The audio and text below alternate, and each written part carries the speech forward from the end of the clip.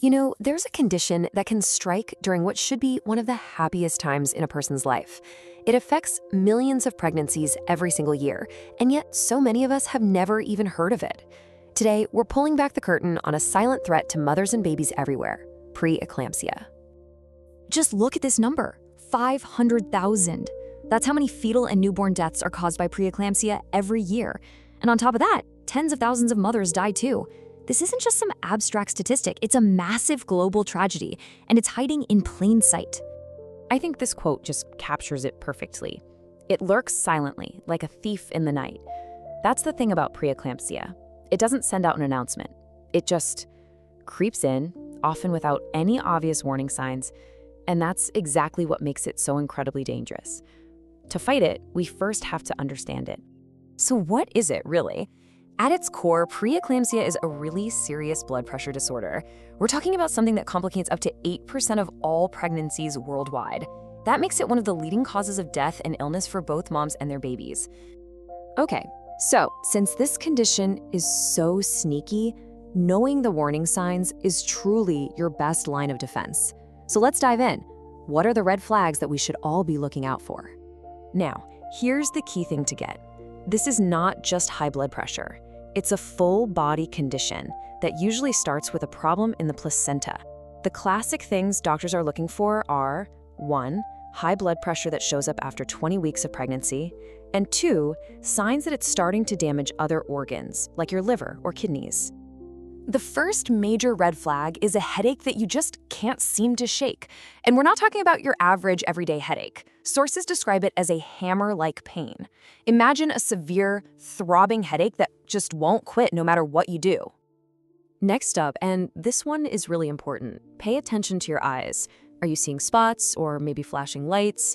Is your vision suddenly blurry? This is a huge warning sign because it could mean the high blood pressure is affecting your brain. If this happens, you need to call your doctor immediately. Look, a little bit of swelling is totally normal during pregnancy, right? But this is different. We're talking about sudden, really dramatic swelling, especially in your hands and your face. If you wake up one morning and your face is just noticeably puffy, that's a signal from your body that something is wrong. And please, don't ignore this one. A sharp pain in your upper belly, kind of tucked under your ribs on the right side. That could be a sign your liver is in trouble. And this is so serious because if preeclampsia isn't treated, it can get worse and turn into eclampsia, which involves life-threatening seizures. Catching these signs early can literally save lives. So while preeclampsia can happen in any pregnancy, some people are definitely at a higher risk. And knowing these factors is so important for staying vigilant. So the big question is, who is most at risk? Well, the biggest risk factors include things like it being your first pregnancy, or if you're carrying twins or more. Also, having existing health issues like high blood pressure or diabetes plays a big role. Even a family history can increase your risk. But remember, having a risk factor isn't a diagnosis. It's just a reason to be extra watchful. Okay, I know that was a lot of scary information, but here's the good news. There are proven, evidence-based ways to manage the risks and treat preeclampsia. It really is all about being proactive and prepared. The World Health Organization points to 2 surprisingly simple but powerful tools. For those at high risk, a daily low-dose aspirin can help. And get this, for people who don't get enough calcium, a simple supplement can slash their risk by more than half. That is a huge deal. So what happens if you are diagnosed? Well, it becomes all about careful management. Doctors will watch you and the baby like a hawk. They'll use medication to keep blood pressure in a safe range. And they'll often give magnesium sulfate, which is amazing at preventing those dangerous seizures.